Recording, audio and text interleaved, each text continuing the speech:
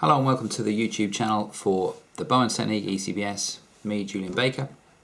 Today what I want to talk about is the fingers that we use for Sternocleido Mastoid, and particularly if this is in relationship to how do we learn things and why don't I put stuff on the internet and why don't I teach you? Well, I'm going to today a little bit, but the principle of this is that I don't think that you can do something on the internet because for this very reason.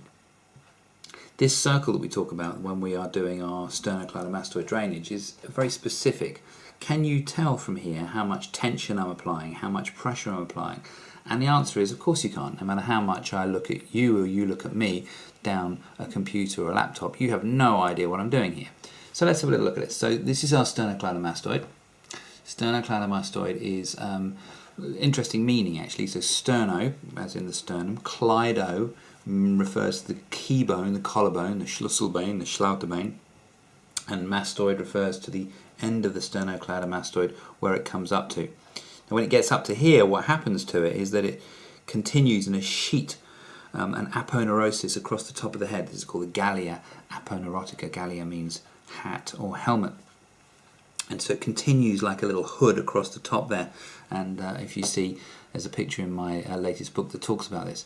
So sternocleido mastoid is a muscle of flexion, so when it's working both ways it's pulling the head forwards. When it's working one way it's pulling and rotating the head around, and so this is why we need to work sternocleido mastoid. But also of course there's lots of lymphatics in there, there's a lot of lymphatic drainage in there, there's a lot of lymph nodes in there that are very sensitive and tender.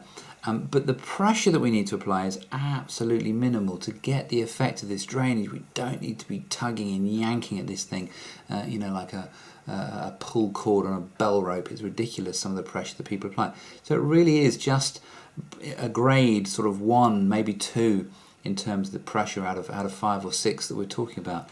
And the movements are tiny little movements from the bottom to the top.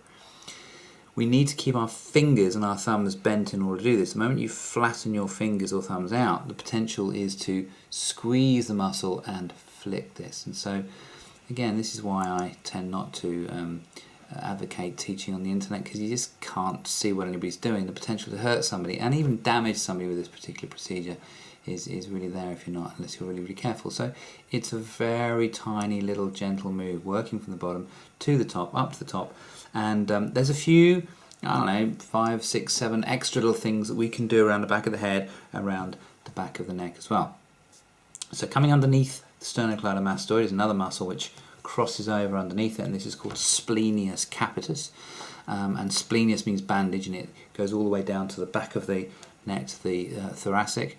And the other structure that's coming up underneath here is the back of the digastric. So we've got the posterior belly of the digastric muscle, which comes up to the mastoid process in there as well.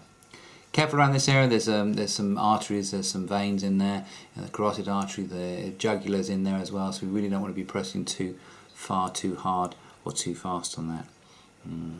So I hope that's been useful to you. Keep the circle, keep the finger and thumb. If you find your fingers and thumbs flattening out, then you'll be squishing the muscle, so make sure it doesn't do that. And try it on yourself. If you flick it on yourself, it's not going to be very pleasant. And if you're in questioning as to how much pressure to apply, then less is best. I'll be putting a video up shortly that explains why light pressure is a lot more useful, and what it does and why it's different from deep pressure. So there we go. I think I need to go get my hair cut. Bye for now.